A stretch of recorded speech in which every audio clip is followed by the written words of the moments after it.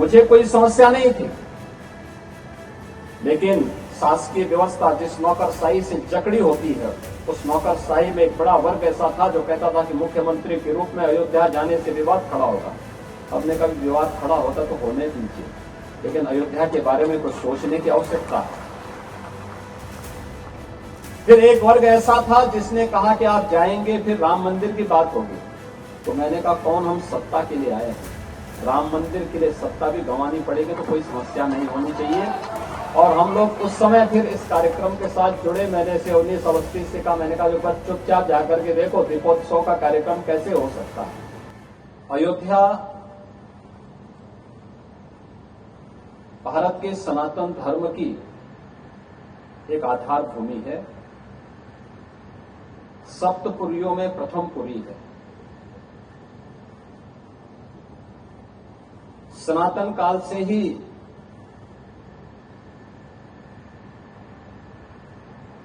सनातन धर्म की प्रेरणा स्थली रही है। भगवान ऋषभदेव से चली परंपरा, जिसे भगवान मनु ने न केवल पूरी पृथ्वी में मनुष्यों के रहने की व्यवस्था का संचालन कैसे होना चाहिए, जिसे आप मानव धर्म कह सकते हैं, उसकी शुरुआती भूमि यही अयोध्या है। और इसी अयोध्या में सूर्यवंश की परंपरा में श्री हरि विष्णु के एक अवतार के रूप में मानवीय मर्यादा और आदर्श के जो सर्वोत्तम स्वरूप है वह है प्रभु श्री राम। प्रभु श्री राम की इस पावन धरा भूमि पर आयोजित यह सम्मेलन अपने आप में अद्भुत है। मैं इसे अद्भुत इसलिए कहूंगा कि इतने वर्षों तक अयोध्या क्यों मौन रही, जबकि यह एक सत्य है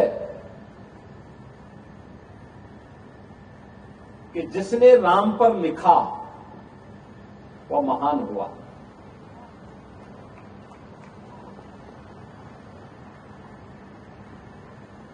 महर्षि नारद ने भी महर्षि वाल्मीकि को एक ही बात कही। जब वाल्मीकि के मुंह पर एक छंद फूट रहा था तो उन्होंने कहा मैं किसको समर्पित करूं। तो नारद जी ने उन्हें प्रेरणा दी कि इस धरती पर लिखने के लिए कोई एक महामानव है जो ईश्वरीय सत्ता का संचालन कर रहा है, वह केवल राम है। राम पर लिखोगे तो लेखनी धन्य हो जाएगी और महानता को प्राप्त करेगी। व्यावहारिक संस्कृत का दुनिया का पहला महाकाव्य रामायण बन गई। और याद करिए, वह आधार भूमि बनती है साहित्य की। हम वैदिक संस्कृत से व्यावहारिक संस्कृत में आ गए। व्यावहारिक संस्कृत से कैसे अपनी लेखनी को धन्य करना है, यह अगर सीखना है तो महर्षि वाल्मीकि के शरण में जाइए, जिन्होंने राम को आधार बना करके महाकाव्य की रचना कर डाली। उससे पहले उस प्रकार का महाकाव्य किसी ने नहीं रचा था। लेकिन मर्यादा पुरुषोत्तम भगवान राम उसकी आत्मा बने, अयोध्या उसका आधार बना, तो साहित्य की एक नई विधा का सृजन हो गया।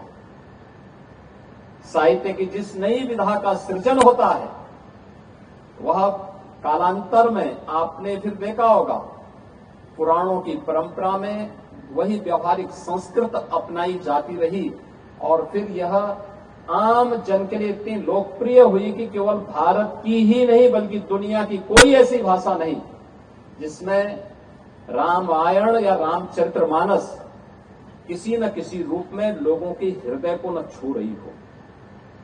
आज भी आप देखते होंगे, हम लोगों ने 2017 में जब अयोध्या में दीपोत्सव के आयोजन को आगे बढ़ाया था, हमारे मन में एक ही बात थी और वो बात यही थी कि कैसे भी हो अयोध्या को उसकी पहचान मिलनी चाहिए,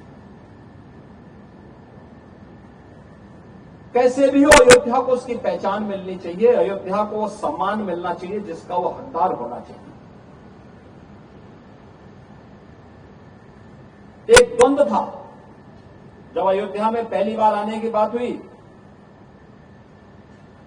यद्यपि मेरी 3 पीढ़ियां श्री राम जन्मभूमि आंदोलन के लिए समर्पित थी, मुझे कोई समस्या नहीं थी, लेकिन शासकीय व्यवस्था जिस नौकरशाही से जकड़ी होती है, उस नौकरशाही में एक बड़ा वर्ग ऐसा था जो कहता था कि मुख्यमंत्री के रूप में अयोध्या जाने से विवाद खड़ा होगा। हमने कभी विवाद खड़ा होता तो होने दीजिए, लेकिन अयोध्या के बारे में कुछ सोचने की आवश्यकता है। फिर एक वर्ग ऐसा था जिसने कहा कि आप जाएंगे फिर राम मंदिर की बात होगी।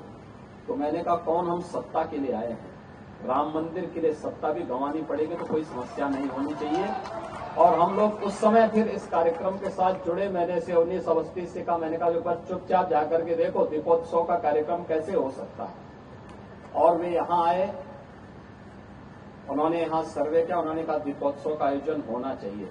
मैंने कहा मैं जाऊंगा, दीपोत्सव करते करते बीच में फिर राम मंदिर की बात उठेगी तो इसको क्या करेंगे।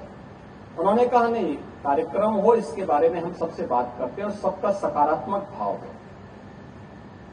और आज आप देख रहे होंगे दीपावली के एक दिन पहले अयोध्या का दीपोत्सव अयोध्या का एक फेस्टिवल बन गया, एक पर्व बन गया है। लाखों की संख्या में श्रद्धालु आते हैं और मैं मानता हूं यह शुरुआत थी अयोध्या में राम जन्मभूमि बनने की शुरुआत थी, राम जन्मभूमि की आधारशिला रखने की एक शुरुआत थी। अभी मैं जन्मभूमि दर्शन करके आ रहा हूं। मैं गत वर्ष अयोध्या में आए हुए श्रद्धालुओं की संख्या को देख रहा था और मैंने 2015-16 में भी कितने श्रद्धालु यहां आए, 16-17 में कितने आए, वो आंकड़ों को भी देख रहा था। एक समय था जब पूरे वर्ष भर में केवल 2,34,000 श्रद्धालु यहां पर आए थे 16-17 में। और मैं गत वर्ष के आंकड़े देख रहा था, गत वर्ष अयोध्या धाम में श्रद्धालुओं की संख्या आई थी 16 करोड़। आप अनुमान करिए क्या 2,34,000 और 16 करोड़ में कोई अंतर ही नहीं है।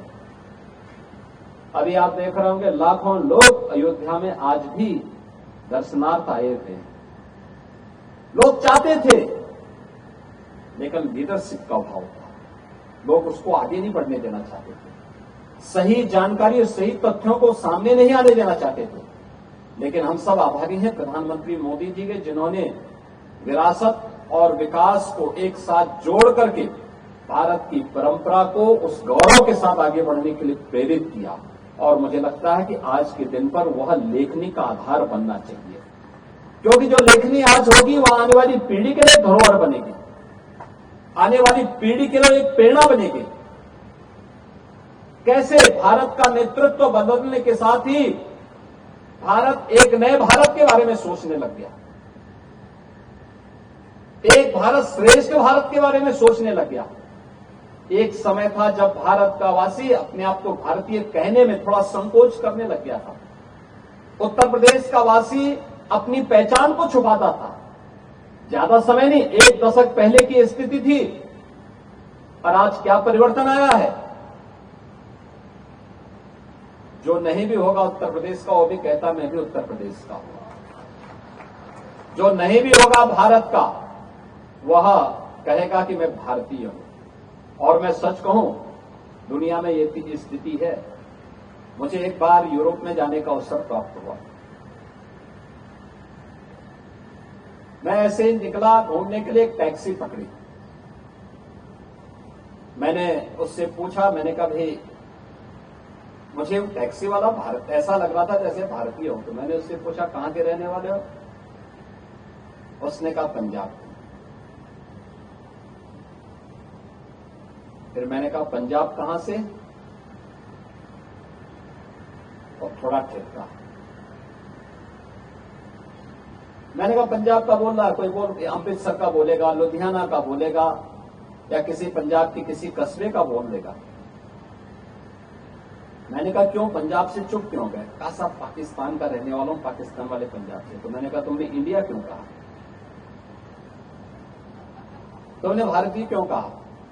उसने कहा साहब भारतीय कहने पर हम लोग सेफ रहते हैं, अगर हम पाकिस्तान का बोल दें तो पता नहीं क्या हो जाए। यह स्थिति आज दुनिया के अंदर है। भारत के प्रति सम्मान का भाव है, लेकिन जिन्होंने दुनिया को आतंकवाद दिया उनके प्रति उतनी ही नफरत का भाव दुनिया के मन में भी है। और इसीलिए अयोध्या यह लेखनी का भी एक आधार है, साहित्य की आधार भूमि भी है। कौन सी ऐसी भाषा है